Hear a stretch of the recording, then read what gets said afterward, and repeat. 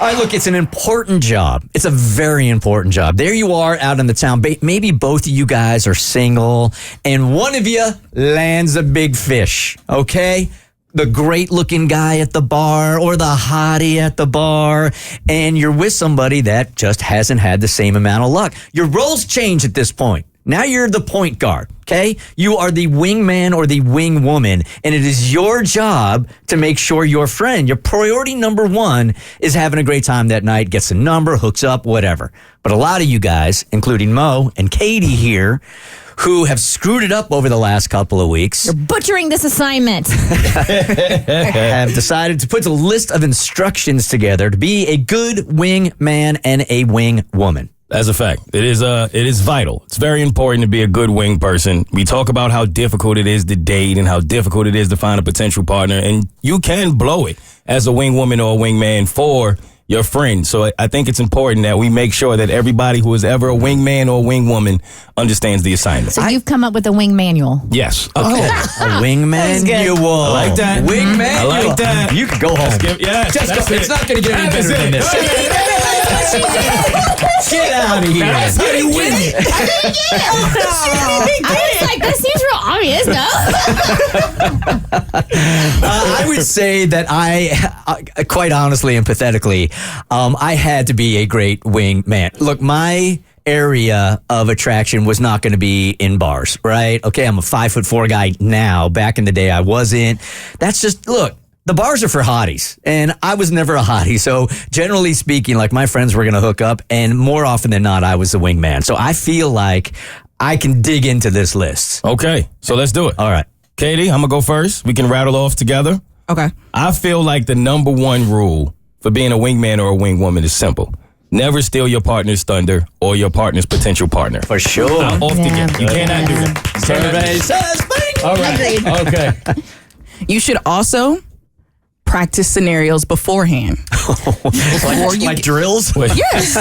you got wing practice? Yes. I do this with my girls. We have a little practice scenario. I'm like, all right, so we see a dude. All right, what are you going to do? And if he comes up to you, says, hey this or hey that, we practice scenarios and responses. It's a coaching session. Mm-hmm. So give us an example of what this might sound like. So, all right. So basically, I'll tell like my best friend, I'm like, look. You're with Kristen. Yeah. Kristen is single, okay, and you guys all right. are about to head out. Golly gee, I'm so excited to go out tonight.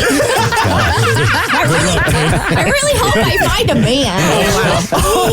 Wow. You're going to have to be hitched. Because that one is woo. All right. Okay. All right. So we're This gonna go. is so neat. Whoa. All right. So what we're gonna do is tone down our excitement. Okay. Okay. We're gonna play it cool. Cool. How do you play it cool? Here, take this, Annie.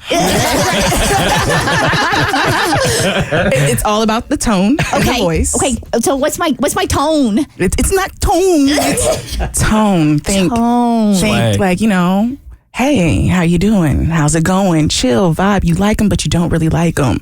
But if he approaches you, right, you don't want to act too eager. If you think that he's cute, you want to play it cool. He asks to buy you a drink. Like, I don't know about that. But I'm white. Okay. All right. This is definitely hard. I'm not hitched mode. I don't know how to coach Kristen. You got to represent. I've never been in this position. That's a tough assignment That's right a there. very tough one. Maybe the two of you guys should just stay home. That's not it. Yeah, that's not going to work. Yeah, that plane ain't got no wings. No. But I'll just basically tell my friend not to be too eager if a guy approaches you or anything like that, right? Okay. If he asks for a drink, if asks to buy you a drink, you can mention how common that is. Like, what's your end game here? You know what I'm saying? Like, a drink is too easy. All right, What do you want to do? Give you his watch? No. Conversation. It's just so easy for someone. Hey, can I buy you a drink? Well, not everybody's trying to buy me a drink in here. I think that's a better pickup line. Hey, do you want my left shoe? See, not everybody will give you the left shoe. Hey. See? But a coaching session. Practice some scenarios or something like that with your friends. Y'all got signals too, like from the dugout in baseball for the pitcher? Well, yeah, that's also on my list. Hand signals. You always have, yes, you have to have hand signals of when to come and intercept and when to leave that person alone. That's important. That's very important. I also think it's important to not oversell your partner. I feel like a lot of people make that mistake. You want to make your partner look good, but it becomes pretty obvious when you're overselling them and doing a little too much. Like what? Like, oh, this guy volunteers all the time on weekends, and oh, he loves puppies. Exactly that. Okay. It's like, that's not even necessary for the initial meeting of conversation to say all of the charities and all the things he's doing, because it comes off as you're doing too much. It's really, a good wingman is there really just to take pressure off of the dude or the woman and do it in a group setting where she or he doesn't even know what's happening to them. That's also on my list. Since you said that, I'll get that out the way right now, too. You never make them feel as if your partner sent you. You always go with the approach that you're doing this and your partner doesn't even know you're there. That's how I screwed up that time with you at the restaurant. Yeah. Sorry about that. That's okay. It happens. Kristen got That's up. why we're here. We were all having a group dinner, and Kristen saw a table of full-on hotties across the restaurant and decided one of them was going to marry Moe and walked over to the table and made a move for a grown-ass man. Yep, that happened. It sounded like this. Gee, golly gosh, you're real pretty. I'd love to stand in your wedding. Will you marry my friend over there? She was stunning. What were you going to say, Abby? Oh, I'm just saying I've been in this situation as a woman where I'm standing there at a bar with my friend and some dude will come up and then he's almost like the sales guy for his friend where he's like, my dude is such a stud. All the ladies love him. And in my mind, the only thing I'm thinking while you're selling this dude is, well, if he was really this hot, you wouldn't need to sell him this hard. Bingo. And then you come over and it's very obvious what's going on and it makes the whole situation feel very unorganic. You are awkward. just the bridge between the of chemistry between the two that you're trying to hook up. It's like you're the opener. Don't be the main event. You're just the opener. Just warm it up for him. Exactly. But also, don't be afraid to intercept and take the fugly friend. If you know that your friend is having a good vibe with someone, you can't be afraid to take the other person out of that scenario and let those two have their own conversation, even if you don't like that person. Can I tell you how extreme this got for me? And this is such a bad story, such a pathetic story. So I'm in Hawaii with my dude, John, and we meet two girls that are from Oregon. We're from California. We meet two girls that are from Oregon. He ends up linking up with the hottie in the group, and I got the not hottie. But she wouldn't go out with my dude, John, unless all four of us were going out. So we end up hanging out, and then I end up hooking up with the other friend, really more to be a good wingman. I wasn't attracted to her at all.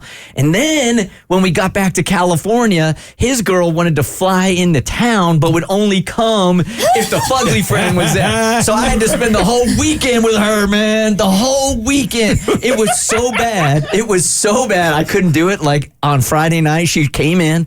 We hung out for a couple of hours, and she annoyed me so much that I just left the apartment. Wow. I had to leave. I couldn't take it anymore. Now, that's supposed to be like a one-time thing. You're not supposed to have to do that all season long. That was too much. It's a one game. That was next level. Yes, sir. And also, at the end of the night, you have to know when to back off. So say they didn't have a friend, it was just a one-on-one, and you just happen to be like the third wheel. You have to know that, okay, this is good. It's time for me just to leave into the shadows. Yes, and you don't announce it. Nope. Right. Yeah. You just fade away. You know when to leave. And last but not least, even if they did, you never make your partner feel like they blew it. If it doesn't go well, you always make it seem like it was the other person's fault so that your partner doesn't lose confidence. That's a part of being a good wing person. I was never good at that. I'm going to give you tremendous amount of crap if you can't close. Oh, yeah. I'm the same way. I'm invested. The Bert Show.